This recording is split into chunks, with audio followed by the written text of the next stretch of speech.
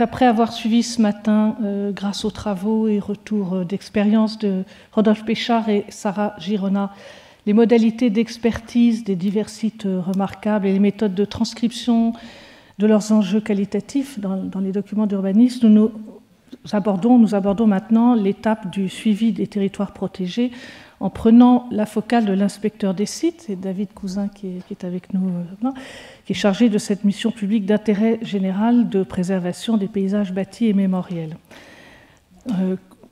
Comme David Cousin, l'inspecteur des sites est souvent géographe, on en avait déjà un ce matin, et homme de terrain. Comme vous le savez, son travail s'inscrit dans le cadre de la loi 1930 relative à la protection des monuments naturels et des sites de caractère artistique, historique, scientifique, légendaire ou pittoresque, ce qui intègre effectivement les constructions du patrimoine architectural. En bref, David Cousin va nous présenter les modalités d'instruction des dossiers et les procédures d'autorisation de projets, les enjeux du contrôle des prescriptions réglementaires, la complémentarité de l'expertise aux côtés de l'ABF, et c'est aussi pour ça que Paul Trouillou est venu nous appuyer. David Cousin, vous avez un doc d'histoire et de géographie, un magistère d'aménagement, urbanisme, environnement du CESA de Tours. Magistère, ça n'existe plus, je crois. Exact. C'est bon, d'accord. Vous avez été chargé d'études pour le schéma directeur du district à l'agence d'urbanisme de Rennes, puis chargé de mission urbanisme-aménagement à la DIREN, je dis, si des gens ne savaient pas, direction de l'environnement des Pays de la Loire, avec vos premières missions d'inspection des sites. Vous avez été inspecteur des sites pendant 10 ans, 98-2008, à la DIREN des Pays de Loire, où vous avez développé une vaste expérience concernant l'instruction, la gestion et la mise en valeur des sites inscrits à l'UNESCO, notamment le suivi d'un atlas des paysages et des projets de ZPPAE et d'AVAP. Vous êtes depuis chef de la division sites et paysages à la direction régionale de l'environnement, aménagement et logement des Pays de Loire et inspecteur des sites UNESCO. J'ajoute que vous êtes membre de plusieurs groupes de travail et d'études nationaux pour les projets de loi sur les sites et formateur dans votre spécialité, notamment à l'École nationale supérieure d'architecture de Nantes. Enfin, vous êtes à la tête de l'Association nationale des inspecteurs des sites, qui a fait entendre récemment sa voix à l'occasion du projet de transfert des autorisations ministérielles en sites classés au niveau préfectoral départemental. Vous nous direz peut-être où on en est de ce projet de décret, mais en fait, on n'en a pas tant que ça entendu parler depuis le printemps 2019. Enfin, on attend, d'accord. Voilà, je vous remercie de nous présenter les domaines structurants de vos missions qui sont parfois assez mal connus, ainsi que l'évolution, à vos yeux, des relations entre le monument et les paysages. Merci à vous et aux responsables de cette journée et de cette formation de me donner l'occasion de parler de ces sites classés, une politique dont on parle assez peu connue, inversement peut-être aux sites qui sont protégés. Je vais vous en montrer quelques exemples aujourd'hui. Merci aussi d'avoir rappelé mon parcours et mon point de chute dans une DREAL, un service qui est peut-être un peu moins connu des micros, le droite et le gauche, voilà, comme ça. Alors, je travaille en effet en DREAL, où je suis inspecteur des sites et où j'anime une équipe d'inspecteurs qui travaillent sur les 5 départements de la région Pays de la Loire, donc 5 départements irrigués par la Loire et ses affluents, marqués aussi par une importante façade littorale. Le cœur de nos missions sont centrés sur cette activité de protection et de gestion de sites. Alors, en Pays de la Loire, on a historiquement, je dirais, toujours eu une activité soutenue avec des anciens inspecteurs des sites que j'ai rencontrés lors de ma prise de poste. Alors, on était à l'époque en DIREN et qui avaient travaillé à l'époque au ministère de la Culture et qui ont poursuivi un important travail de protection de sites emblématiques à l'échelle de la région. Donc le cœur de métier, c'est la gestion de ces 230 sites inscrits et classés, un périmètre Val-de-Loire UNESCO, un grand site de France sur le Marais Poitevin et plusieurs OGS qui ont été lancés également sur des sites emblématiques. Une autre de nos activités est plus portée sur la connaissance des paysages, tels paysages du quotidien. Donc c'est tout le travail sur les atlas de paysage. On a édité notamment un atlas régional il y a quelques années qui est consultable en ligne, donc qui consiste à collecter toute une série d'informations sur le territoire pour essayer de caractériser ces entités, ces unités paysagères et tous les éléments qui peuvent la composer. Une autre aussi de nos missions consiste à, je ne lance pas à travers cette photo, qui n'est pas des Pays de la Loire, le débat sur les éoliennes, mais on peut être amené aussi à émettre des avis experts sur des projets d'aménagement. On gère également un sujet alors un peu moins je dirais, prestigieux, mais qui est tout aussi important pour la gestion des paysages, c'est la réforme et la mise en œuvre de la politique sur la publicité. Voilà, donc je vous propose à travers cette heure et demie qui m'est accordée un déroulé pour évoquer alors, le contexte de cette loi. Alors, je vais insister sur celle du 21 avril 1906 parce que c'est le fondement quand même de cette politique et relayé par celle de 1930, mais rappeler quand même ce texte de loi fondamentale. Et à travers ce texte et les visions qui étaient partagées par les défenseurs de l'époque, l'évolution du regard porté au paysage qui me paraît importante pour comprendre les enjeux et le regard porté sur ce qu'on a appelé à l'époque les monuments naturels, puis des sites et des paysages plus étendus. Je n'aurai pas assez de temps pour évoquer tout ce que doit recouvrir la gestion de ces sites, mais je vais quand même rappeler quelques aspects réglementaires et donner un petit peu les clés du travail de délimitation de ces sites protégés que l'on doit aujourd'hui évidemment protéger, mais aussi transmettre et gérer à travers des dispositifs dont je vais également vous parler. Je vais évoquer le régime ensuite d'autorisation spéciale, mais aussi et surtout à travers un exemple assez monumental par définition, c'est l'instruction d'un des projets que j'ai conduit, à savoir la protection du site de l'abbaye de Fontevraud et de ses abords. Voilà, je vais essayer de tenir dans le temps imparti. Je vais, rassurez-vous, vous présenter beaucoup d'images et essayer de vous faire partager ce message sur le paysage et ces notions de sites protégés, alors que vous trouverez, je dirais, à travers les articles du Code de l'environnement, puisque depuis les années 2000, les lois que je viens juste d'évoquer sont désormais codifiées. Donc on pourrait résumer un site protégé, inscrit ou classé, comme étant un paysage dont la conservation ou la préservation présente un intérêt général au point de vue artistique, historique, scientifique, légendaire ou pittoresque. Je vais revenir sur ces critères tout à l'heure. Et avec cette graduation entre l'inscription et le classement, comme on peut trouver dans les monuments historiques, cette notion de caractère exceptionnel pour les sites classés qui justifie une protection donc, de niveau national avec un régime d'autorisation spéciale qui existe et qui est mis en œuvre depuis maintenant plus d'un siècle. Au 1er janvier 2015, donc, on a un corpus d'environ 2700 sites classés, avec une grande variété, une grande diversité depuis la mise en œuvre de la loi, mais globalement, voilà, on a environ 1 million d'hectares qui sont couverts par cette servitude, seulement les sites classés. Alors le rythme, c'est environ entre 5 et 10 classements par an, hein, donc c'est très très faible, le chiffre évolue assez peu. On a eu en 2019 une année très, très pauvre avec seulement 2 classements, mais c'est une procédure assez longue.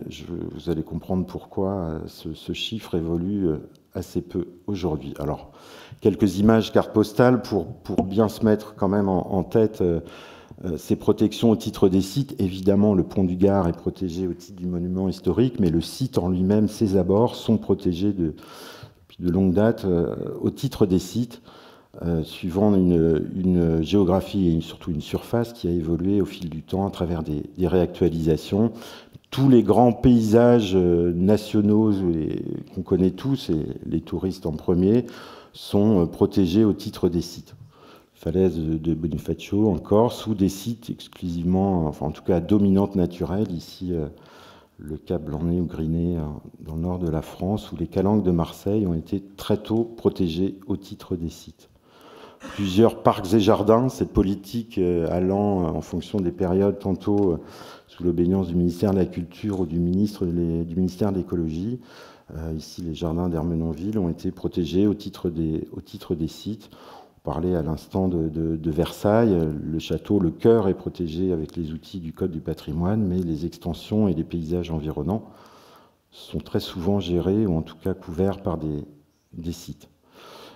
Des sites paysagers, des lieux de mémoire aussi. Récemment ont été classés les plages du débarquement, en raison des événements que vous connaissez tous. Le territoire métropolitain est couvert par le dispositif, mais également tous les territoires d'outre-mer sont concernés par dits d'outre-mer sont concernés par ce dispositif. Ici en Guyane, alors j'ai oublié le nom, c'est le source ou Cascade Cotica, j'ai plus le nom en tête, mais excusez-moi, je connais pas bien ce lieu, mais c'est un site récemment classé en Guyane. Le sol et le sous-sol peut également être protégés au titre des sites, comme pour les monuments historiques d'ailleurs. Mais on a également ici la Veine Noire qui a été protégée au titre de cette politique. Donc on évoque souvent la loi du 2 mai 1930. En fait, les fondements sont posés par cette première loi du 21 avril 1906 qui recouvre l'essentiel des dispositifs qui sont toujours en vigueur, à savoir cette commission départementale des sites qui est évoquée, qui dans sa composition a été depuis développée, mais reste inchangée. Donc on a 2 critères seulement, on a le critère artistique et pittoresque, mais le principe de protection est posé avec le régime d'autorisation spéciale. Donc la loi est déjà, alors elle est très simple, elle est à travers 6 articles. Elle va produire finalement pas mal d'effets, beaucoup plus qu'on peut le lire ou le dire, puisqu'on va protéger entre 1906 et cette loi du 2 mai 1930 plus de 600 sites et monuments naturels avec ce simple texte. À l'origine, donc cette fameuse source du Lison qui va générer la réaction d'associations locales et la mobilisation d'élus. En premier chef, Charles Bocquier, qui sera un des principaux acteurs de l'ASPEF, qui va se naître et se mobiliser pour la protection de ces sites et monuments naturels. Donc la source du Lison menacée par une conduite forcée et qui va faire l'objet de réactions locales et de mobilisation, et qui vont aboutir à cette promulgation de ce premier texte en 1906 pour protéger des atteintes graves des paysages. Alors, on en parlait également tout à l'heure, Charles Bocquier est un élu à l'époque plutôt dit régionaliste, mais qui fera l'apologie d'un texte de portée nationale pour faire reconnaître ces paysages régionaux, mais par la nation. Mais le principe de commission départementale est posé dans le texte. Alors, le contexte de l'époque, et vous le connaissez bien, puisque vous avez évidemment abordé tout le contexte des politiques du Code du patrimoine, c'est le même pour celui de cette loi de 1906. On sort de cette période de la fin du 18e avec les effets du vandalisme, les conséquences sur le patrimoine, y compris celui du clergé. On a une évolution aussi très forte des paysages liés à l'industrialisation, les effets aussi non négligeables de cette première guerre de 1870 qui va produire des effets, y compris dans le paysage de l'Est de la France. Donc toute une série d'atteintes portées donc, aux monuments, mais aussi aux paysages. L'autre grand courant, évidemment, qui va porter cette loi, c'est aussi le courant du 19e, donc tout ce mouvement romantique qui met en peinture, qui porte un regard nouveau sur la nature, avec cette notion de sublime ou de pittoresque qui nous fait sortir de cette vision et de ce regard sur une nature hostile pour une nature un peu plus, évidemment, un peu plus picturale, c'est un mot, mais pittoresque, et en tout cas qui mérite d'être peinte et surtout d'être représentée, voire protégée. On est avec ce courant intellectuel aussi, avec une mobilisation d'intellectuels bien bien connu, c'est le fameux guerrier-démolisseur de Victor Hugo, c'est l'action de Prosper Mérimée, donc sur le bâti, mais aussi sur ce patrimoine à dominante naturelle, ces paysages qui parfois mettent en scène le bâti sur des distances et des proportions assez nouvelles.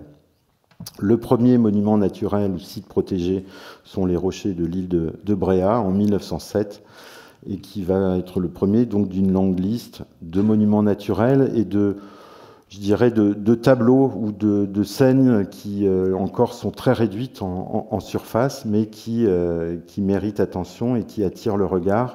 Ici, le premier monument naturel protégé en Pays de la Loire, c'est la pierre Becherel sur les rives de la Loire. On va protéger juste l'élément ponctuel de la pierre et ses abords immédiats. On aura également dans les années 18-20 l'église de Bébar sur une très belle île un peu en aval d'Angers. Donc l'église de Bébar est sur la première liste des MH en 1862, mais elle est protégée également au titre des sites. Les rochers et les abords de cet ensemble.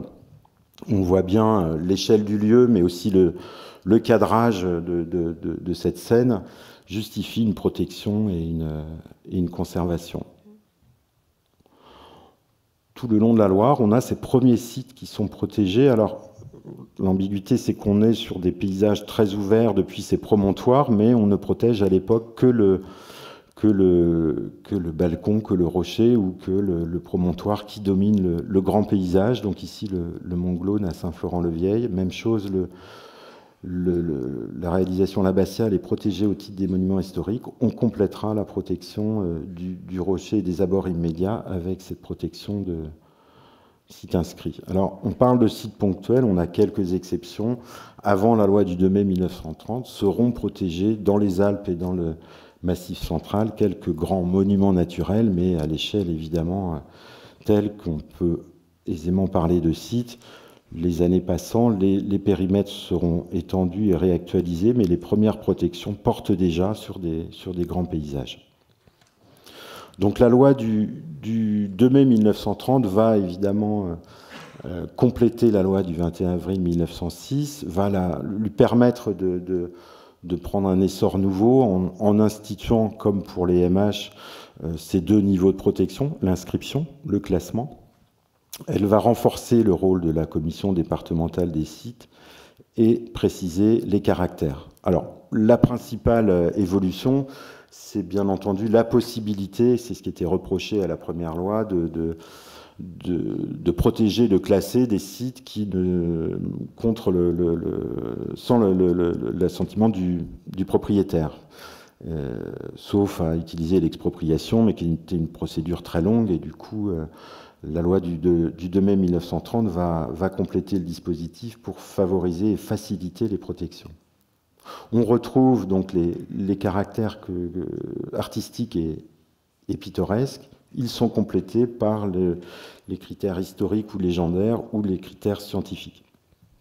Avec quelques images, je vais illustrer Alors, en vignette, ici, j'ai la montagne Sainte-Victoire, j'ai évidemment les points de vue sur cet ensemble et le lien avec l'artiste, évidemment, étroit. On peut parler des jardins de Giverny, aussi protégés avec ce critère artistique, ou un site sur lequel on travaille sur la Loire, dont je vais vous parler tout à l'heure, qui permet de mettre en avant ce critère pour certains sites très spécifiques.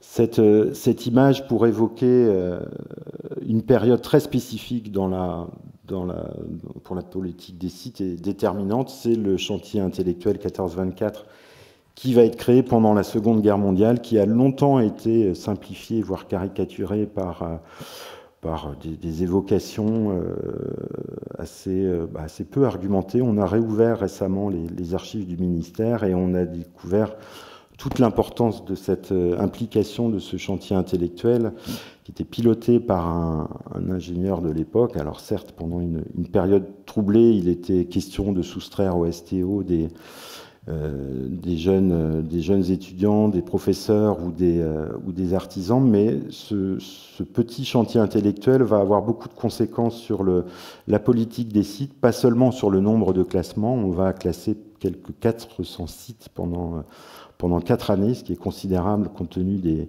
difficultés de l'époque, mais surtout va se bâtir une réflexion, alors une interdisciplinarité aussi pour aborder les sites qui est déterminante et qui va largement influencer l'organisation plus structurée de l'administration des sites dans les années 70. On a ici donc alors avec les moyens du bord, imaginez bien pendant la période de l'occupation les difficultés pour circuler, pour inventorier, mais on a déjà un premier corps d'une soixantaine d'inspecteurs des sites qui sont répartis dans les territoires, alors avec des profils très différents, ce sont des architectes, des étudiants en beaux-arts, des géographes, et qui vont collecter avec très peu de moyens des informations, dessiner avec les moyens du bord, et rendre compte à une administration, en tout cas des inspecteurs régionaux qui font remonter des propositions de protection au secrétariat d'État de l'époque. Et donc on va avoir beaucoup de protection, et pas seulement des châteaux aussi, dont on a dit des parcs de châteaux qu'il fallait soustraire à l'occupant, aussi des paysages intéressants. Et déjà on a cette lecture un peu très intéressante sur les différentes typologies de biens à protéger, mais aussi les menaces et les pressions sur ces lieux. Alors on protège toujours de manière un peu ponctuelle. Ici c'est sur la Loire, la tour Crénelé à Houdon. Pour la petite histoire, on a retrouvé tout récemment cette gouache là d'un inspecteur de l'époque qui travaillait pendant l'occupation, donc, et on travaille aujourd'hui à la protection d'un site de plus de 2000 hectares qui intègre le paysage perçu depuis cette tour Crénelé protégée en 1942. Un autre site en Loire-Atlantique protégé, alors au titre des MH dans les années 90, mais inscrit au titre des sites en 1942, c'est le très beau site des Folies-Siffé qui fait actuellement l'objet d'une réhabilitation et qui devrait être réouvert au public très prochainement. Et même chose, promontoire sur la Loire, un véritable balcon sur les perspectives en amont et en aval du fleuve, mais qui permet d'appréhender l'exceptionnelle qualité du paysage sur cette rive. On est donc années 30, années 40. Alors le chantier intellectuel va être dissous en 1947. Le texte et la loi demeurent. Les architectes de l'époque, les architectes des bâtiments de France qui commencent à se structurer sur le terrain, vont utiliser aussi cet outil. On est bien avant la loi de 83 qui va permettre les ZPPAU. On va commencer à s'intéresser au bâti rural et aux ensembles villageois. On a énormément de sites inscrits couvrant ces ensembles bâtis non protégés au titre des MH et pour lesquels finalement le site inscrit va rendre beaucoup de services. On est avant les vagues de décentralisation, donc l'État peut encore maîtriser un certain nombre de choses. Et en site inscrit, l'avis conforme quand même demeure sur notamment les démolitions. On travaillera également sur les milieux urbains avec cet outil. Dans le département sur lequel j'ai travaillé de nombreuses années, on a 2 villes, Angers et Saumur en Maine-et-Loire. Il faut savoir qu'Angers, entre les premières protections au titre des sites sur le milieu urbain, à savoir place de la Laiterie ici en 59, et aujourd'hui, certains d'entre vous ont dû entendre parler du projet de SPR sur la ville d'Angers.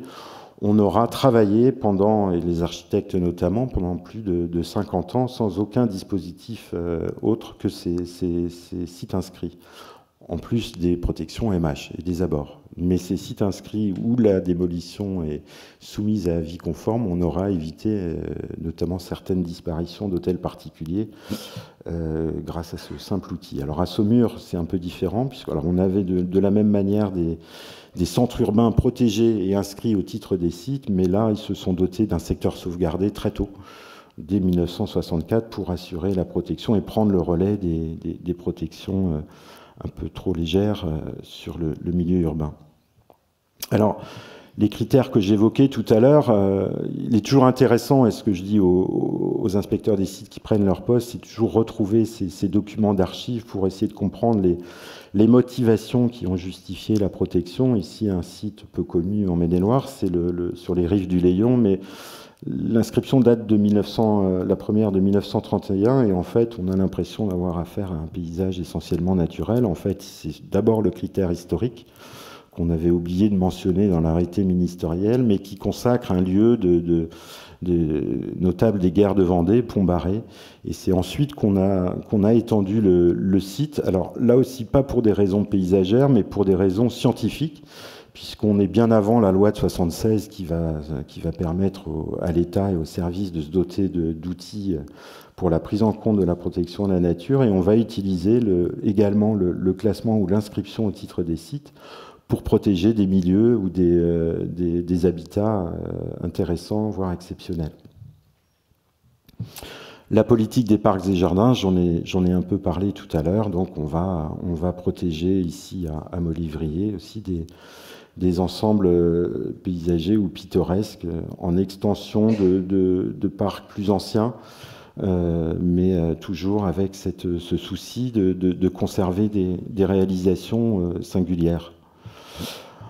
En 1971, donc naissance du ministère de l'Environnement, et là on va à nouveau restructurer l'administration en charge des sites, donc avec cette administration centrale qui va se doter de direction et de délégation régionale, donc les DRAE puis les DIREN. On va recruter à nouveau des inspecteurs des sites qui ne bénéficieront toujours pas de statut, mais qui sont je le rappelle, sont des missions, un travail qui est conduit avec toujours peu de moyens, mais avec des recrutements sur des profils toujours intéressants pour mettre en avant des approches géographiques, paysagères, mais aussi toute une série d'intérêts qui concernent et qui dépassent les seuls habitats naturels. On est toujours à l'interface du bâti et du milieu naturel pour composer des paysages singuliers. Donc ici, j'illustre avec des sites classés de la région Pays de la Loire. On est sur les marais salants de Guérande, où là, on a typiquement cette interaction et l'action de l'homme sur le paysage qui est évidemment très lisible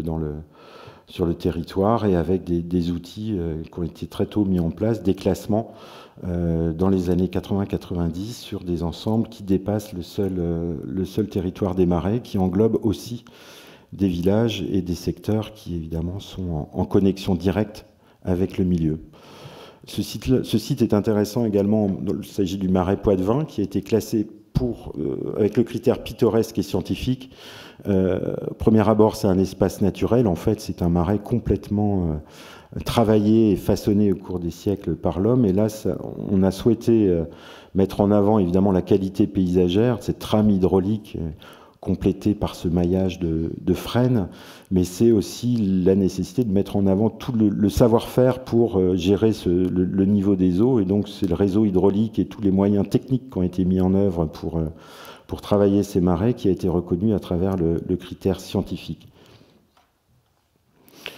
Dans la région nantaise, pour ceux qui connaissent le secteur, c'est la vallée de l'Erdre aussi, où là, on aborde évidemment le rapport direct du monument et de ce qu'on appelle les folies nantaises avec le paysage environnant. Pour beaucoup, c'est un paysage à dominante naturelle, c'est un paysage très dessiné. La vallée de l'Erdre, c'est un plan d'eau dont on maîtrise le niveau d'eau, et c'est surtout ces folies, ces châteaux qui sont disposés sur les rives et dont les parcs agricoles ou paysagers composent complètement avec le miroir d'eau. On a un travail sur les co-visibilités entre les deux rives, et évidemment entre les vues depuis les balcons ou les terrasses sur un immense plan d'eau et magnifique, donc qui est classé depuis le début des années 90. Sur le Val-de-Loire, bien évidemment, cette interaction entre l'urbanisme, le monument et le paysage est omniprésente. On a cette inscription au Val-de-Loire de l'UNESCO qui, en 2000, va consacrer ces compositions et ces paysages et ces savoir-faire sur l'ensemble des rives, que ce soit sur des paysages plus monumentaux ou plus ruraux, comme ici le village du Toureil. Un autre exemple, la confluence Vienne-Loire, donc à la limite des régions Centre et Pays de la Loire, avec ce très beau château de Montsoreau qui s'inscrit dans la continuité de Camp de Saint-Martin et de sa collégiale sur les rives de la Vienne. Voilà, j'ai balayé en faisant cet aller-retour entre le national et le local sur ces grandes lignes de la politique qu'on pourrait développer. Je vais rentrer un petit peu plus sur l'aspect réglementaire, alors à travers un exemple de protection, mais aussi à travers quelques textes. Alors, je ressors. Alors, bon, là, quelques diapos un peu moins illustrés, je m'en excuse, mais je suis obligé d'aborder quand même ce qui fait une des spécificités de la politique des sites, c'est ce fameux régime d'autorisation spéciale de travaux, puisque, alors je dis réglementation, mais en fait, ce qui caractérise le site classé ou inscrit, c'est qu'il n'y a pas de règlement. C'est que c'est un régime d'autorisation donc qui s'applique. Donc c'est un dispositif très simple, hein, qui tient en un article, le L341-10, et qui prévoit donc on va retenir trois grands principes en site classé. Je vais principalement parler des sites classés. C'est le régime d'autorisation donc qui est déclenché dès lors qu'on modifie l'état des lieux. Alors il faut avec quand même trois interdictions. La publicité est strictement interdite en site classé, la pratique du camping et obligation faite d'enfouir tous les nouveaux réseaux aériens. Mais le régime du 341-10 s'applique pleinement alors avec deux niveaux bien distincts, ce qui est l'autorisation préfectorale. Donc là, qui sollicite l'avis notamment de l'architecte des bâtiments de France pour tout ce qui relève des petits travaux. Là, on se réfère au code de l'urbanisme. C'est généralement ce qui relève de la déclaration préalable. Et puis, dès lors qu'on passe au niveau supérieur, c'est permis de construire, permis d'aménager ou permis de démolir. Là, c'est un peu plus long, mais c'est toujours le même dispositif d'autorisation spéciale. On instruit, alors l'architecte des bâtiments de France, l'inspecteur des sites, le dossier, ces deux avis, ainsi que celui de la commission départementale des sites qui est consultée, transmettent leurs avis ou propositions de prescription au ministre qui vise le permis concerné. On a, alors je dis il y a trois types d'interventions parce qu'on a aussi sur des sites parfois très étendus à dominante naturelle et on ne va pas faire remonter toute modification de l'aspect ou de l'état des lieux. Il y a cette notion d'appréciation qui est nécessaire. Donc, ce qu'on appelle la gestion courante, qu'elle relève du végétal ou du bâti, va faire l'objet finalement d'une délivrance d'autorisation. On ne parle pas d'autorisation, mais on accorde les travaux dès lors qu'on entretient là on parle de fonds courants ruraux, c'est l'exemple des clôtures ou des boisements, ou sur le bâti, les restaurations à l'identique. Là, dans ces cas-là, évidemment, on autorise les interventions. En prenant garde, je vous parlais de la vallée de l'Erdre tout à l'heure, évidemment le végétal, quand on est sur des domaines ruraux, ça peut être des coupes assez visibles, mais ça relève de l'entretien des boisements. Quand on est dans un parc 19e avec la présence d'un séquoia ou d'un cyprès chauve disposé à tel endroit dans la perspective de la terrasse du château, évidemment, on veille à ce que les coupes soient un peu maîtrisées. On a toute une série d'exemples dans des parcs de châteaux d'hiver où on a là ou des plans de gestion ou un suivi très strict des coupes et abattages. Mais globalement, le principe n'a pas changé depuis 1906 et puis la loi du 2 mai 1930 qui précise et détaille ces dispositions. Alors pour le classement, on a évidemment un travail assez conséquent à produire, sachant que il faut pouvoir réunir un certain nombre de conditions, répondre aux critères d'une doctrine nationale qui va insister sur la notion de caractère exceptionnel et du patrimoine ou du paysage concerné. Donc des listes indicatives de sites à protéger sont publiées périodiquement. En tout cas, on est à la deuxième ou troisième là, qui a été récemment actualisée et publiée au Journal officiel l'année dernière. Il faut avoir un contexte, alors avec aussi hiérarchiser les enjeux. On peut avoir un degré de menace très très variable sur le bien à protéger. Et puis il faut des éléments de contexte favorables, des acteurs, des moyens évidemment, mais des acteurs convaincus de la nécessité de protéger. C'est toujours plus facile d'instruire dans ces conditions-là. Donc on a deux temps forts pour cette instruction. L'instruction locale avec les études préalables qui sont conduites généralement par la DREAL. On prend la plupart du temps aussi des bureaux d'études pour travailler sur le paysage et les intérêts patrimoniaux dans une zone d'études qu'on prédétermine. Le long travail de concertation, puisque ce régime d'autorisation spéciale qui va s'appliquer, évidemment, a beaucoup de conséquences sur les biens visés, donc il faut pouvoir concerter le plus possible en amont. Le travail le plus long et plus précis sur lequel je vais revenir de manière un peu plus détaillée, c'est évidemment la définition du périmètre, qui est une pièce essentielle d'un dossier technique qui va être constitué pour figurer à l'enquête publique. Dans ce dossier technique figure un rapport de présentation avec toute la mise en avant des intérêts paysagers et patrimoniaux qui justifient la protection. Donc là, on a sur ce temps-là qui dure 2, 3, 4 ans, voire plus, en fonction des contextes, cette première phase d'instruction locale. Puis, donc, les services du ministère, donc de l'écologie, s'emparent du dossier pour l'instruire, le présenter en commission supérieure des sites. On a les étapes habituelles d'inspection et c'est le Conseil d'État qui, in fine, va valider la procédure par un décret qui va instituer servitude traduite au document d'urbanisme. Donc on est sur un temps minimum qui s'écoule de 5 à 10 ans, en fonction parfois d'opposition locale. On a, nous en région Pays de la Loire, mis parfois 20, 25 ans avant d'aboutir à un classement. Sur le passage du Gois, notamment en Vendée, on a mis un peu plus de 20 ans pour aboutir finalement à la protection et à la publication du décret.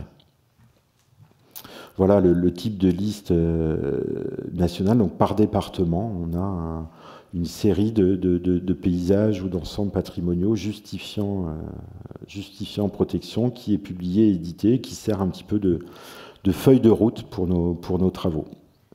Sont très souvent mis en avant des secteurs de biens inscrits au patrimoine mondial de l'UNESCO, mais pas seulement, bien sûr. Et on a par département, ainsi, si vous connaissez par secteur et par département, vous retrouverez des biens qui vous parleront, alors qui sont protégés parfois seulement par une simple inscription ou qui sont protégés avec d'autres dispositifs. Ce principe de liste donc a été édité au moment du centenaire de la loi de 1906. Alors le contexte, l'urgence, je dirais, des interventions, c'est un petit peu ça aussi qui fait qu'on modifie ou pas la feuille de route, ou qu'on va s'investir en priorité sur tel ou tel espace. C'est bien évidemment les modifications plus ou moins importantes, alors qu'on connaît depuis l'après-guerre, depuis la période des 30 Glorieuses, qui quand même, ne l'oublions pas, ont fait disparaître des paysages ou des formes, des territoires en tout cas très singuliers, patrimoniaux, bon, ici j'ai mis les rives d'Angers, je ne vais pas trop m'étendre, mais enfin c'est quand même une autoroute à 4 voies, une voie qui a été quand même réalisée sur les rives de la Maine, au pied du château. Nous, on est confrontés aussi, comme partout ailleurs, à une extension de l'urbanisation. Donc la vallée de l'Erdre, dont je vous parlais tout à l'heure, était simplement inscrite dans les années 70, et ce qui a précipité le classement, c'est bien évidemment l'extension de l'urbanisation et la pression de plus en plus grande sur les rives. Donc il était urgent de protéger les rives et les abords immédiats avec un outil pérenne.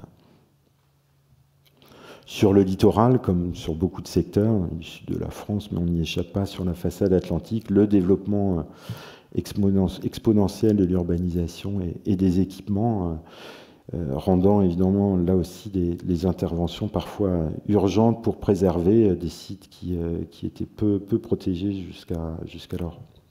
On a ici c'est l'exemple de Pornic, on a un petit site qu'on aperçoit. Alors, on a les abords du château, un micro-site protégé dans les années 30, plus une partie de la corniche avec les grandes villas qui a été protégée, mais qui est évidemment aujourd'hui noyée dans une nappe de zones pavillonnaires. C'est évidemment tout un contexte aujourd'hui qui a évolué et qui justifierait des interventions différenciées. Plus pernicieux, et sur le Val-de-Loire, ce qui a justifié la relance active d'une politique de protection, c'est le mitage, c'est le développement des équipements, certains équipements touristiques. Avant même l'inscription et la candidature même du Val-de-Loire pour l'inscription au patrimoine mondial, on avait relancé cette cette actualisation des sites inscrits pour les transformer en sites classés sur des secteurs où le mitage se développait. Ici, on est sur la commune du Toureil, sur des coteaux, évidemment l'habitat pavillonnaire, là ici à quelques centaines de mètres de l'abbaye, où les équipements touristiques qui étaient projetés ont justifié l'accélération des procédures de protection. Voilà la même abbaye avec la zone pavillonnaire qui arrivait à proximité et venait commencer à imiter les vues sur des paysages quand même très singuliers et assez exceptionnels. Donc voilà le genre de travail conduit, alors là en liaison étroite avec les collègues ABF.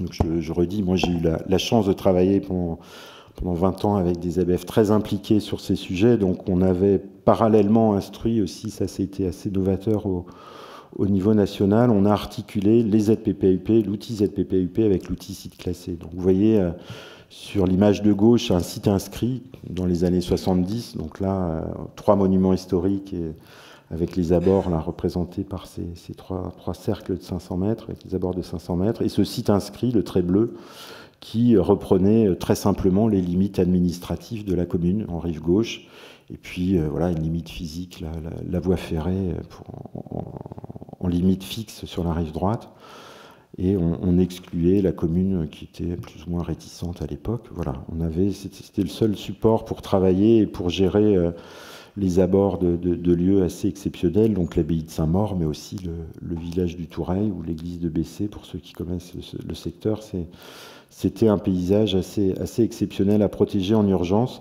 Et sur la droite, vous avez le dispositif qui a finalement été retenu et appliqué et applicable aujourd'hui, puisque le site est classé depuis 2007. La ZPPAUP a été approuvée. Alors, sur les coteaux, alors on est resté sur les limites administratives, puisque avec le site classé, on s'affranchit des limites administratives. On peut intégrer des secteurs qui sont sur la commune voisine. Pour une ZPPAUP, démarche plus concertée, il vaut mieux avoir la délibération de la collectivité concernée. Donc on a maintenu en lieu et place du site inscrit une ZPPAUP en prenant le cœur du village. On a des inscrits complètement la rive droite qui a été complètement défigurée par les activités de maraîchage, et on a recentré le site classé sur, je dirais, le cœur du site, la façade ligérienne, l'église du Toureil, son urbanisme de rive, et puis l'abbaye de Saint-Maur, dont vous verrez quelques images tout à l'heure, et qui, évidemment, justifie pleinement une protection. Donc ça, c'est un chantier d'une petite dizaine d'années qui était conduite sur le terrain avec les équipes municipales très motivées, et encore une fois avec un ABF et un inspecteur des sites qui conjointement participaient aux mêmes réunions et ont fait avancer les travaux conjointement. Et sans superposition in fine, puisque on a une loi et des décrets qui depuis ont favorisé, ont fluidifié un petit peu les régimes d'autorisation, mais initialement, la superposition, c'était quand même un petit peu compliqué à gérer. L'autre exemple, c'est celui de la confluence Maine-Loire, où là aussi, on a complètement actualisé les outils. Alors, le site inscrit des années 70, le voici, limite administrative, même chose. On ne prend pas du tout en compte l'éco-visibilité ou les relations visuelles et paysagères, et des tout petits sites ponctuels des années 10, 20, 30 épars, alors intéressants d'un point de vue patrimonial et historique, mais sans connexion paysagère, en tout cas à travers l'outil et le dispositif. Donc là encore, transformation du site inscrit en site classé, et articulation avec une ZPPAUP transformée en AVAP, et puis donc depuis SPR, sur les coteaux ou les cœurs de village ou les secteurs en connexion moins directe avec le fleuve et la Loire. Voilà, donc je vais prendre un petit peu de temps maintenant pour évoquer la démarche de classement. Qu'est-ce qui fait site, comment on travaille sur un secteur, alors même comme celui de la Loire, quel est le matériau qui va conditionner le travail de délimitation et la proposition.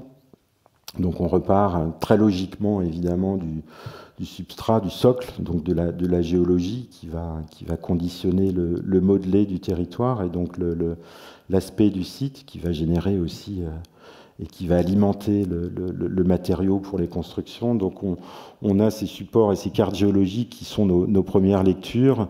Ça va conditionner évidemment toute la géomorphologie, donc le chevelu hydrographique va conditionner l'aspect le modelé là aussi du paysage, va nous aider à définir ce qu'on appelle des unités, des entités cohérentes, des unités paysagères.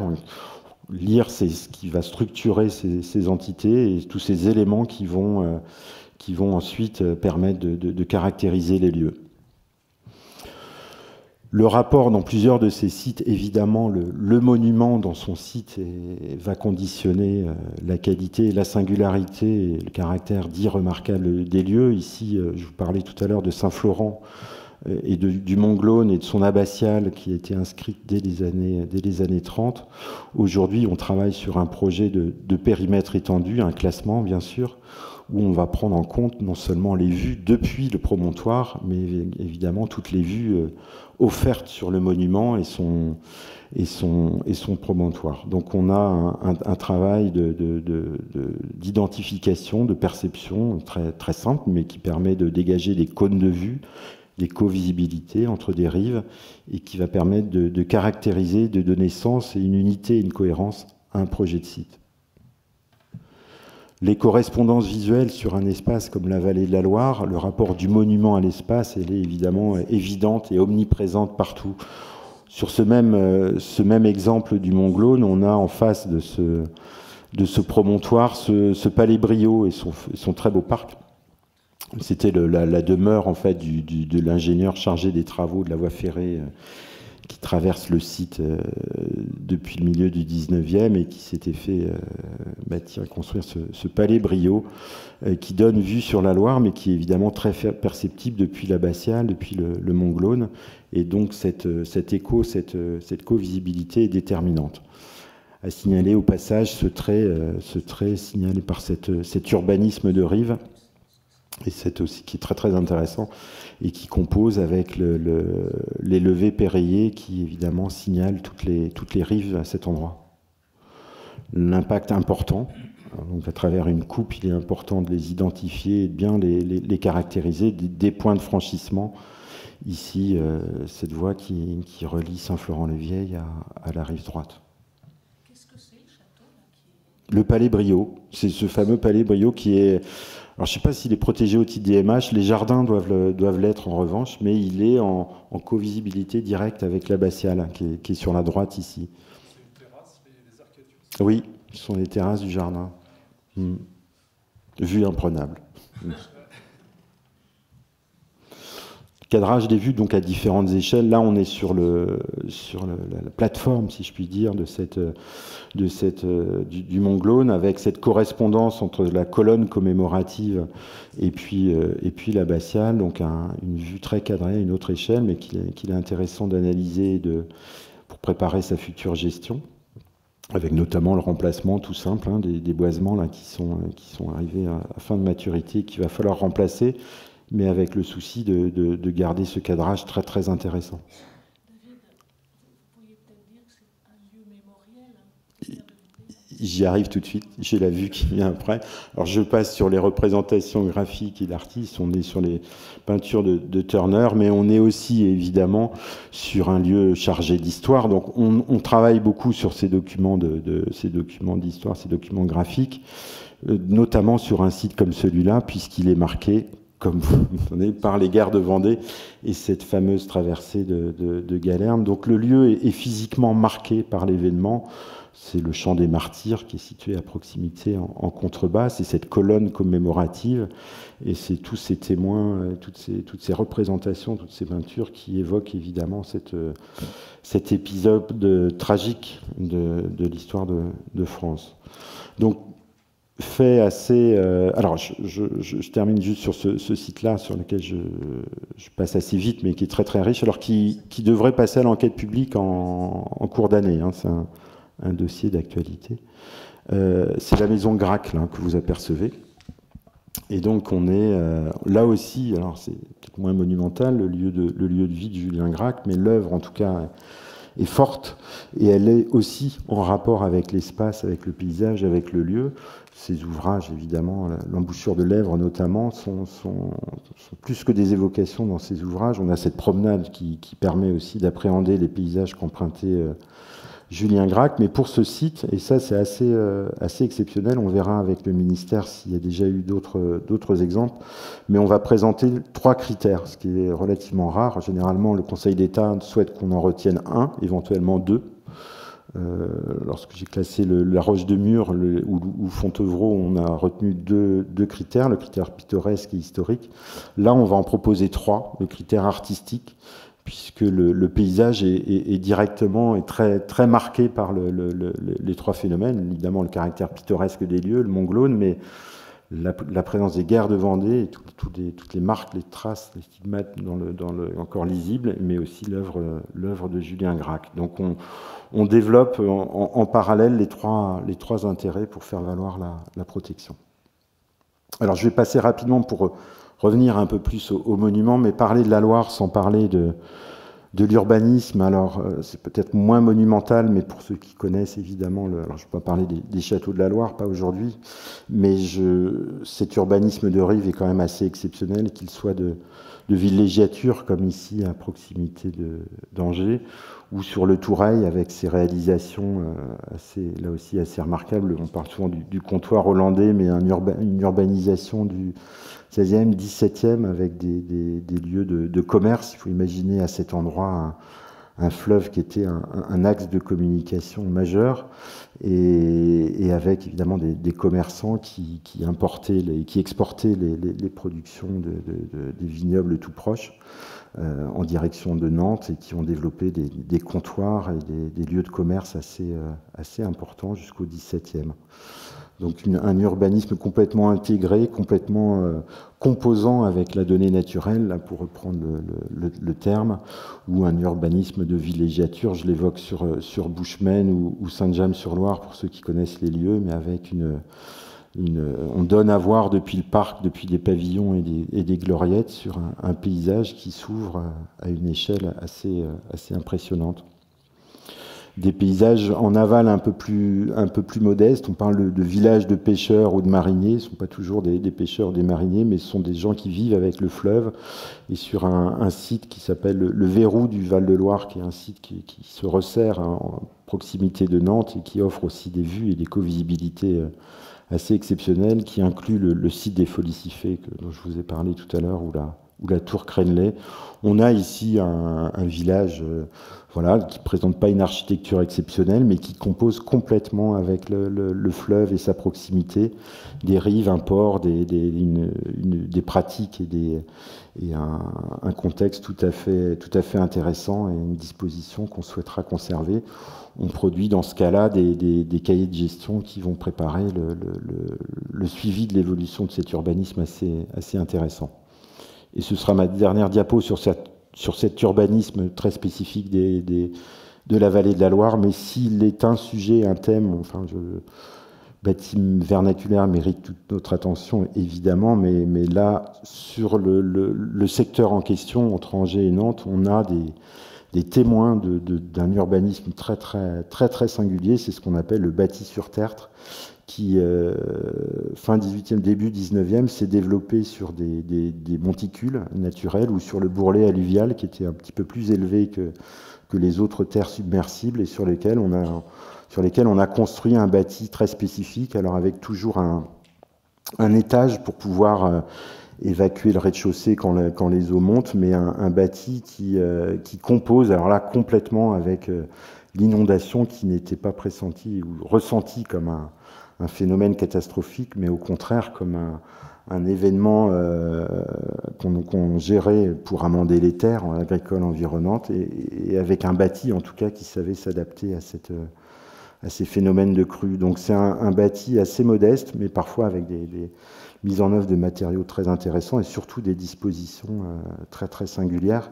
Et alors on a de beaux témoins dans des sites classés, celui de la Corniche Angevine ou de la Confluence, mais on a encore beaucoup de recherches et d'efforts à porter pour essayer de préserver ces derniers témoins d'un urbanisme quand même très intéressant.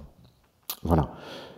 Le dernier volet de ma présentation, puisque je vais quand même connecter vraiment étroitement avec le thème de la journée, c'est le rapport du monument et son paysage. Sur un autre dossier sur lequel j'ai eu la chance de travailler, c'est le classement de l'abbaye de Fontevraud et de ses abords. Alors l'intitulé rappelle évidemment étroitement les outils du ministère de la Culture, mais c'est l'intitulé du site qui a été classé par un décret en Conseil d'État en 2013 et sur lequel j'ai travaillé un certain nombre d'années, là aussi avec les collègues ABF, puisqu'on avait un travail de ZPPUP et puis de gestion MH bien connu sur le cœur de site dont je vais vous parler là maintenant.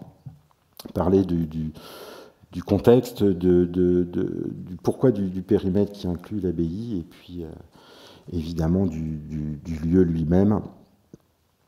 Alors, on est encore dans le Val-de-Loire pour vous situer, pour ceux qui ne connaissent pas Fontevraud, le lieu est connu, mais quand même, on est sur ce Val-de-Loire inscrit au patrimoine mondial, on est à la limite de la région Centre et de la région Pays de la Loire, et on est donc dans cette partie de la vallée de la Loire couverte par ces dispositifs. Donc, on a quasiment intégralement couvert maintenant avec des outils de protection pérennes. Donc, site classé sur la partie amont. En jaune, toutes les ZPPUP qui ont été conduites et activement par les UDAP, enfin les SDAP, les UDAP maintenant des services des ABF. On a, bon, les PLU aussi, les PLU patrimoniaux n'ont pas trop pris. Ça n'a pas eu l'engouement attendu ou souhaité, mais donc les ZPPUP, il y a une énorme concentration sur les rives de la Loire et sur les secteurs les plus exceptionnels ou méritant une attention plus forte, on a conduit ces classements. Donc vous voyez, on a 5, sur la partie UNESCO qui s'arrête ici, on en est au 5e. Le Fontevraud était le dernier site, avec ce secteur Vienne et Loire, dont on attend là incessamment sous peu l'examen en Conseil d'État qui devrait sortir là peut-être avant l'été, je croise les doigts, mais pour conclure sur la partie amont. Et les secteurs dont je vous parlais, le Mont-Glone ou le Verrou du Val-de-Loire, ici en aval, pour achever cette couverture entre la région Centre et Nantes de l'ensemble de la vallée. C'est un petit peu le même dispositif, articulation site classé, alors on va dire SPR maintenant, qui a été retenu en région Centre pour être décliné sur la partie amont UNESCO. Voilà. Donc je rentre dans cette diapo là, voilà. Sur le cœur du sujet, sur Fontevraud en particulier. Donc on est alors, sur cet ensemble abbatial très bien connu, avec ces 4 monastères, dont seulement 3 subsistent aujourd'hui. Donc cet ensemble assez exceptionnel, protégé de longue date au titre des monuments historiques, puisqu'on est sur les premières listes de 1860, 1840 même, avec des interventions très très importantes concernant la restauration du bâti, sur laquelle je vais revenir un petit peu, mais mon propos est plutôt de parler de l'ancrage paysager sur le territoire de cet ensemble assez exceptionnel. L'histoire rapidement évoquée, mais ce sont des siècles d'histoire et d'implantation, donc avec Robert d'Arbrissel, l'ermite qui est chargé de convertir et de propager l'évangile, donc dès le XIe siècle dans les lieux, qui va ancrer une première communauté sur ce site de Fontevraud, très singulier puisque dirigé par un ordre exclusivement féminin, dirigé par des abbesses, nommé à vie par la suite de sang royal, un lien très fort avec la dynastie des Plantagenets, donc c'est un peu le sanctuaire au moins au XIIe siècle de la dynastie, des prieurés très nombreux, une emprise spatiale donc très très conséquente, et donc une richesse, un pouvoir et une traduction dans l'architecture évidemment très imposante.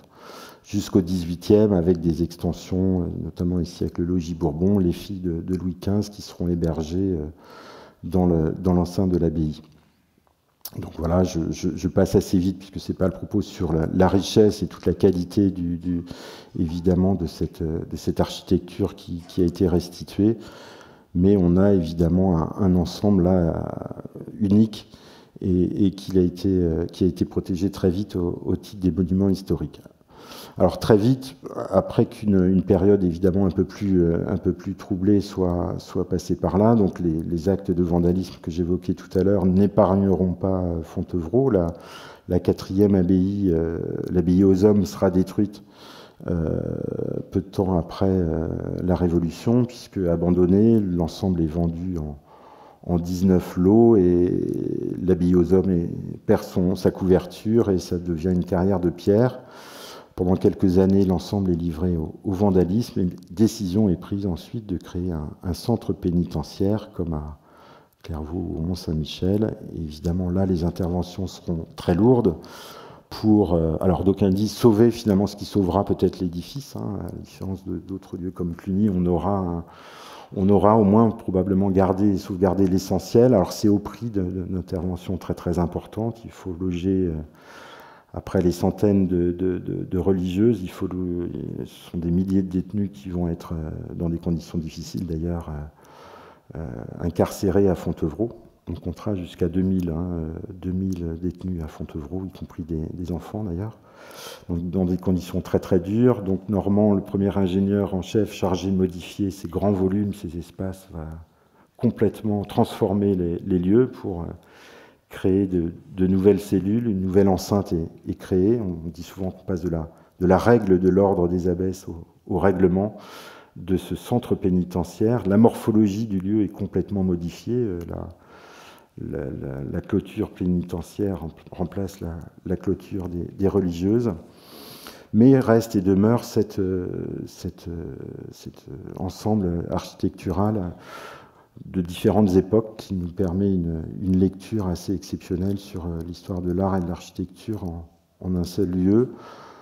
Au moment où le centre pénitentiaire s'organise et se développe, on a quand même déjà le premier regard porté sur la valeur patrimoniale historique des lieux qui va permettre des relevés et aussi des premières interventions de restauration, avec notamment Lucien Magne dès 1902, je crois, sur les fameuses cuisines romanes, mais aussi sur le portail de l'église du Grand Moutier. Voilà, alors avec tous ces débats qui vont commencer à émerger sur la notion de conservation, de restitution, qu'est-ce que l'on garde, qu'est-ce que l'on conserve de telle ou telle période, et les premiers chantiers qui vont débuter, y compris parfois avec comme main-d'œuvre les détenus. Donc, tous ces événements vont notablement marquer le lieu jusqu'à la fermeture du centre pénitentiaire en 1963 et l'ouverture, sous l'impulsion d'Olivier Guichard, d'un centre culturel pour ouvrir au tourisme et aux visiteurs cet ensemble assez étonnant. Voilà, donc rapidement, bon aussi je m'en excuse, mais l'histoire de l'abbaye, mais aujourd'hui c'est pas trop le propos de revenir sur ces éléments qui sont largement documentés, mais plutôt sur le travail qu'on a conduit sur les abords de cette abbaye. Donc l'ensemble abbatial, comme avec ces quatre monastères, enfin les trois monastères, les vestiges de Saint-Jean de l'Abbaye ici, le prieuré de la Madeleine, le Saint-Lazare et le Grand Moutier sont évidemment protégés, ainsi que le foncier des abords immédiats au titre des MH très très tôt, dès 1840, 1860. On a quelques extensions successives qui vont ensuite aller chercher les jardins du logis Bourbon, mais globalement une protection assez réduite.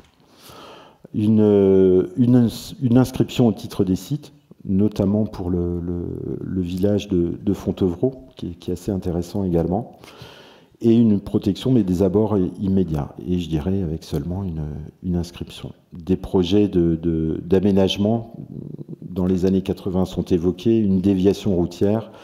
Voilà, les projets de la déviation routière va se faire plus vers le nord, mais de nombreux projets commencent à être évoqués. D'où le début, fin des années 90, on commence à s'intéresser au lieu au-delà de ces délimitations et de ces protections très strictes pour appréhender ce qu'on va appeler les abords de l'abbaye. Donc il nous faut nous intéresser évidemment à l'ensemble abbatial, mais évidemment sa connexion et son rapport au lieu, à la géographie et au paysage. Historiquement, c'est une abbaye, c'est pas un hasard, on est Robert d'Arbrissel va choisir d'implanter sa communauté dans un endroit reculé, mais aussi quand même dans un endroit stratégiquement très très bien étudié. On est politiquement, on est à équidistance de l'évêché d'Angers, de l'archevêché de Tours et du diocèse de Poitiers. On est frontière de 3 régions, le Poitou, Touraine, Anjou. On est à quelques kilomètres de la Loire, qui offre un débouché économique important. Et on est aussi géographiquement, spatialement, sur un secteur alors, qui est présenté comme un milieu aride à défricher, mais en attendant, on y trouve le bois, on y trouve la pierre et on y trouve des sources. C'est l'implantation de ces critères qui vont favoriser l'implantation de cette abbaye. Voici la géomorphologie et qui permet un peu mieux de comprendre la stratégie d'implantation de cette communauté qui va se développer et s'étendre. Donc les périodes fastes de l'ensemble abbatial et de l'ordre, c'est au XIIe, puis au XVIe, XVIIe, et on a quelques représentations, outre de cette silhouette imposante, de ces constructions, de ces réalisations. C'est l'importance de ce qu'on va appeler le grenier, des abords de cette abbaye. Donc ce sont des jardins, des vergers, mais aussi, on voit à travers cette représentation, ces boisements qui vont offrir des matériaux de construction qui servent aussi de refuge, mais aussi de lieu de cueillette et d'approvisionnement. On voit sur cette vue aérienne oblique la proximité avec la Loire, le fleuve, et le débouché de l'abbaye étant le port de Montsoreau. On voit ici très bien les crins forestiers avec évidemment les traces des essarts qui ont été progressivement gagnés sur les boisements. Imaginez évidemment qu'au XIe siècle, tout ce couvert était intégralement végétalisé et d'ambiance forestière. Donc le travail qui va être conduit consiste à relever toutes ces vues. Et évidemment, quand on commence à travailler dans les années 90 sur ces vues, ce qu'on constate, la première chose, c'est qu'elles sont exceptionnellement préservées. Donc les vues les plus connues, notamment depuis la route de Loudun, nous offrent une lecture sur toute la silhouette urbaine alors de Fontevraud et de l'ensemble abbatial. Et on n'a quasiment aucun aménagement qui vient perturber ces vues. Quelques nuances près, on pourrait imaginer à quelques siècles d'intervalle des visions sur des perspectives sur ces silhouettes ou ces flèches de clocher.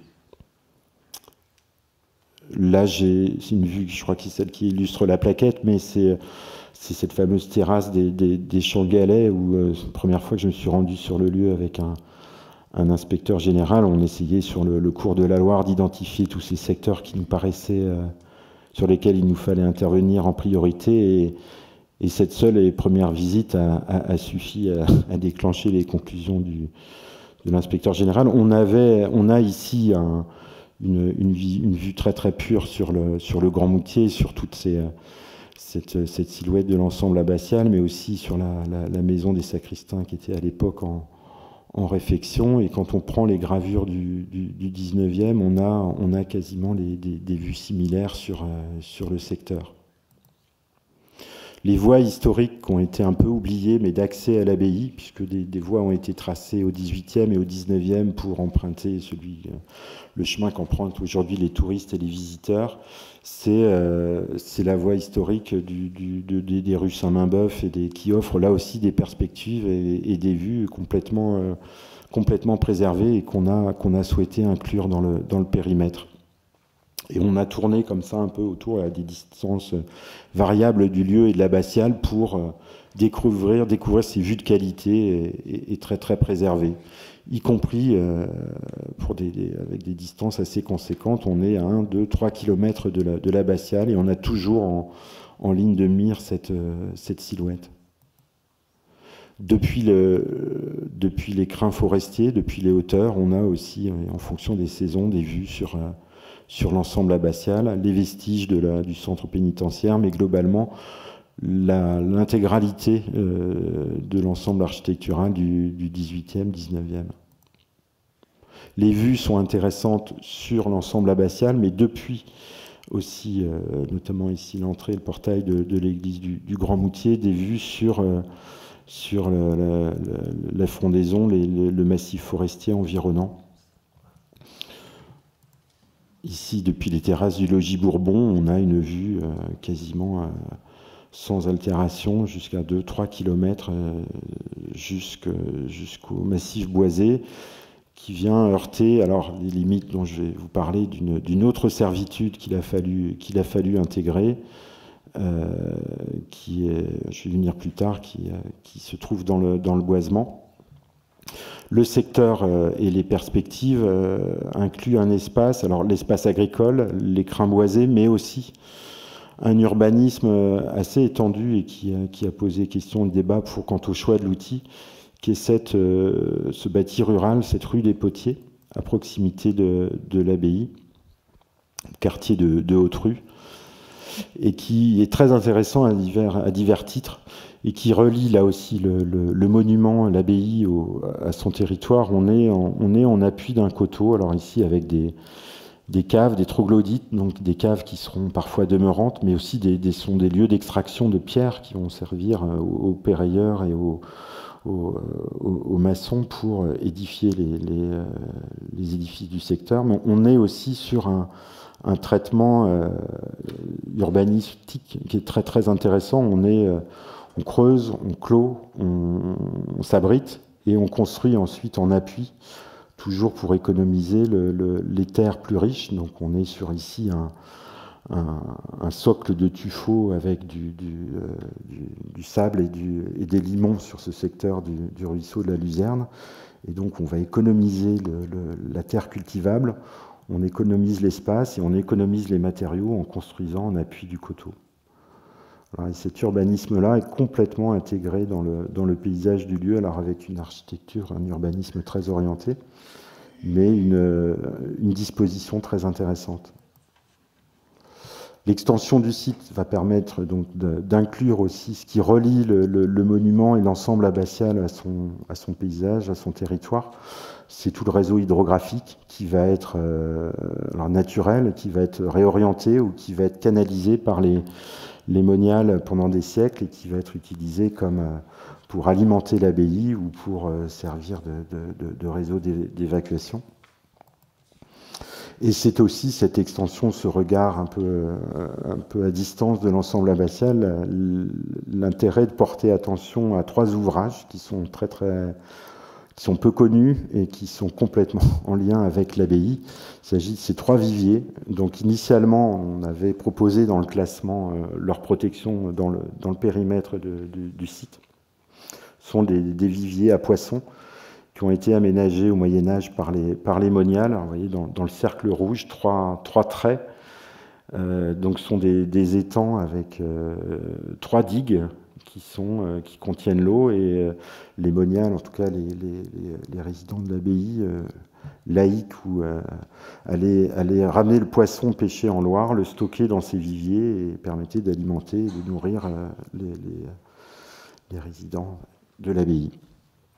La difficulté, c'est que ces 3 viviers sont situés dans le camp militaire de Fontevraud, et que l'instruction du classement jusqu'à son terme au Conseil d'État, on y croyait fort, la possibilité de les inclure dans le périmètre, et le ministre de la Défense, au dernier moment, a fait savoir qu'il n'était pas possible de classer au titre des sites de tels vestiges dans un camp militaire.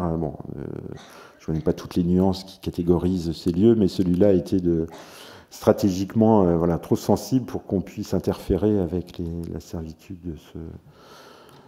de ce ministère. Donc une proposition avait été faite de ne protéger au titre des sites que les pièces d'eau, mais là on aurait eu une discontinuité dans le périmètre qui aurait été dommageable pour l'ensemble du dispositif de protection. Donc on a préféré livrer quelques recommandations entre ministères, et attention a été portée au lieu, et on y reviendra peut-être un jour avec une protection MH ou avec un autre dispositif. On a accéléré la procédure puisque bon, dans cet espace très préservé, on avait quand même voilà, 2-3 coups partis. Ici, vous voyez l'urbanisme de la Haute-Rue et on a assisté pendant le temps de l'instruction à des... On était hors périmètre de monuments historiques, hors tout, seulement dans le site inscrit et la possibilité de maîtriser l'urbanisme. Donc là, voilà, ce sont des éléments dommageables. Le côté positif, c'est que ça nous a incité à accélérer la procédure et la protection. Cette protection qui va intégralement recouvrir les abords MH pour une bonne et simple raison. Alors, je vous disais tout à l'heure que le centre culturel, évidemment, est ouvert au public. Pendant l'instruction également, s'est posée donc la question de superposer intégralement au dispositif MH un site classé. Et c'est vrai que tous les efforts portés, c'est la politique du ministère de la Culture sur ce bien qui était propriété de l'État et dont il avait la gestion et qu'il a confié au Conseil régional, c'est cette fameuse conciliation entre le patrimoine et l'ouverture au public et donc les activités muséographiques ou culturelles. Ici, on est quand même au cœur du grand cloître de l'ensemble abbatial.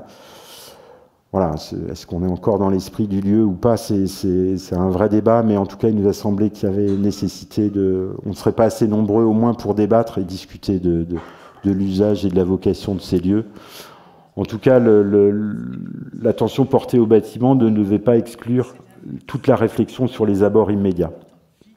Donc, il ne s'agissait pas de compliquer ou de complexifier les procédures quant à la gestion d'un tel espace, mais tout au moins de faire converger des considérations, y compris sur le traitement des abords, pour aboutir à des vrais projets de mise en valeur qui font sens. Les choses ont un peu évolué depuis. On a pu conduire notamment, alors voilà aussi, c'était la conversion du lieu, énergie durable oblige, la création d'une chaufferie, enfin beaucoup d'équipements et d'aménagements qui, dans la même période, là aussi, ont contribué à décider. Il y a eu un débat en commission supérieure, mais oui, il fallait aussi confirmer, conforter la protection des abords de l'abbaye pour mieux maîtriser certains aménagements. Donc on a recouvert intégralement l'ensemble abbatial avec l'outil site classé. On a intégré tout l'urbanisme de la Haute-Rue dont je vous ai parlé tout à l'heure, donc dans ces cas-là. On n'a pas de règlement, mais on travaille plus précisément sur les caractéristiques du bâti, son accroche et son intégration au lieu, et toutes les caractéristiques qui justifient des interventions et des actes de préservation. Donc voilà, des choses plus classiques.